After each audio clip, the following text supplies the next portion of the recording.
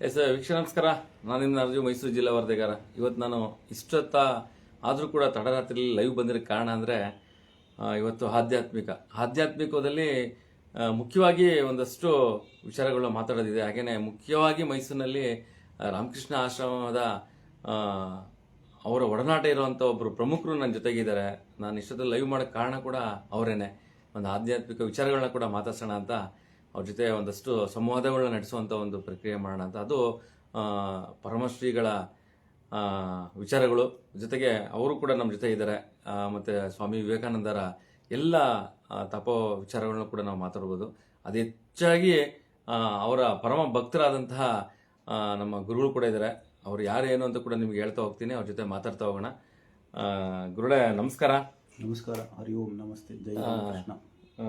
ಹಾಗಾಗಿ ತಾವು ಬಹಳ ಖುಷಿ ಆಗುತ್ತೆ ತಮ್ಮನ್ನ ಮಾತಾಡ್ಸೋದು, ತಡರಾತ್ರಿಯಲ್ಲಿ ಮಾತಾಡ್ತಾರೆ. ಕಾರಣನೂ ಅದು ವಿಶೇಷವಾಗಿ ಆ ದೇವ ಕೃಪೆ ಅಂತಾನೆ ಹೇಳ್ಬೋದು. ಗುರುಳೆ, ತಮ್ಮ ಪರಿಚಯ ಗುರುಳೆ? ಹೆಸರು, ಮೂಲ ಹೆಸರು ದೇವರಾಜ ಆಚಾರ್ಯ ಅಂತ. ನಾನು ರಾಮಕೃಷ್ಣ ಮಠ ಅಂಡ್ ಮಿಷನ್ ಇಂದ, ಮತ್ತೆ ಮಹರ್ಷಿ ನಾಗರಾಜ್ ಸೂರ್ಯನಾರಾಯಣ ಪಾಂಡೆ ಅವರು ಒಬ್ಬ ಮಹರ್ಷಿ ಮಹೇಶ್ ಯೋಗಿಯವರ ನೇರ ಶಿಷ್ಯರು. ಅವರ ಇದರಿಂದ ನಾನು ಆಧ್ಯಾತ್ಮಿಕ ಹೆಸರು ಅಂತ ಕೊಟ್ಟರು. ಅದು ರಾಮಕೃಷ್ಣ ದೀಕ್ಷಿತ್ ಅಂತ. ಯೋಗ, ಧ್ಯಾನ, ಆಧ್ಯಾತ್ಮ ತರಗತಿಗಳು, ಮತ್ತು ಸ್ವಲ್ಪ ನಮ್ಮ ಭಾರತೀಯ ಸಂಸ್ಕೃತಿ, ಕಲೆ, ಪರಂಪರೆ, ಈ ಥರ ಒಂದು ಇದರಲ್ಲಿ ಬೇರೆ ಬೇರೆ ಶಾಲೆ, ಕಾಲೇಜು ಮತ್ತು ಕೆಲವೊಂದೆಲ್ಲ ಕಾರ್ಪೊರೇಟ್ ಕಂಪನೀಸನ್ನೆಲ್ಲ ನಮ್ಮ ಭಾರತೀಯತನವನ್ನು, ಭಾರತೀಯ ಧರ್ಮದ ಬಗ್ಗೆ ಸ್ವಲ್ಪ ಎಲ್ಲ ಇವತ್ತಿನ ಯುವ ಜನರಿಗೆ ಪರಿಚಯ ಮಾಡಿಸುವಂಥ ಹಲವಾರು ಕಾರ್ಯಕ್ರಮಗಳನ್ನು ಆಯೋಜನೆ ಮಾಡಿ ನಡೆಸ್ಕೊಂಡು ಬರ್ತಾ ಇದ್ದೀವಿ.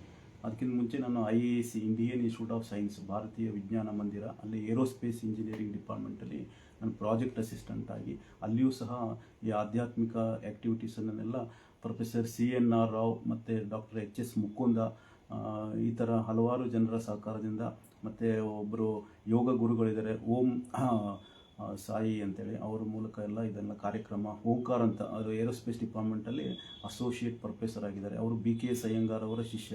ಅವ್ರ ಮೂಲಕ ನನಗೆ BKS ಅಯ್ಯಂಗಾರ್ ಅವ್ರದ್ದು ಪರಿಚಯ ಆಗಿ, ಮೈಸೂರು ಮಹಾರಾಜರಾದಂತಹ ಶ್ರೀ ಕಂಠದತ್ತ ನರಸಿಂಹರಾಜ ಒಡೆಯರು ನನಗೆ ಪೂನಾಗೆ ಅಯ್ಯಂಗಾರದ್ದು ಶಿವಾಜಿನಗರ ಕಳಿಸಿದ್ರು. ಅವರು ಅಯ್ಯಂಗಾರದ್ದು ರಮಾಮಣಿ ಅಯ್ಯಂಗಾರ್ ಸ್ಮಾರಕ ಯೋಗ ಸಂಸ್ಥೆಯಲ್ಲೆಲ್ಲ ಸ್ವಲ್ಪ ತರಬೇತಿ ಆಯಿತು.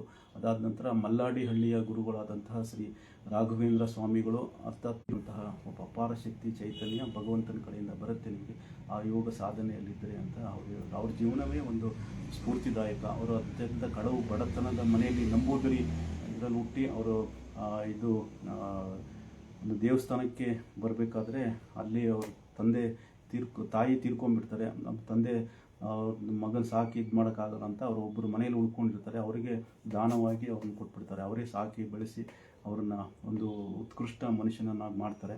ಅವರು ಯೋಗದಲ್ಲಿ ತುಂಬ ಸಾಧನೆ ಮಾಡ್ತಾರೆ. ತಮ್ಮ ಜೀವನವನ್ನೇ ಗಂಧದ ಕೊರಡನಂತೆ ತೆಗೆದುಕೊಂಡು ಜನಸೇವೆಗಾಗಿ ತಮ್ಮ ಜೀವನವನ್ನೇ ಮುಡಿಪಾಗಿಟ್ಟರು. ಅಂತಹ ಒಂದು ಅದ್ಭುತ ವ್ಯಕ್ತಿ ನಮಗೆಲ್ಲ ಪ್ರೇರಣೆ ಆದರು.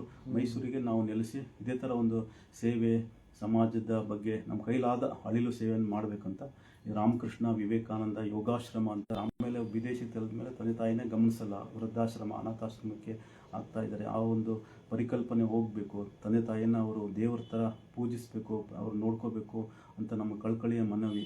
ಇತ್ತೀಚೆಗೆ ಕೆಲವೊಂದು ವಿಡಿಯೋ ವೈರಲ್ ಆಗಿತ್ತು.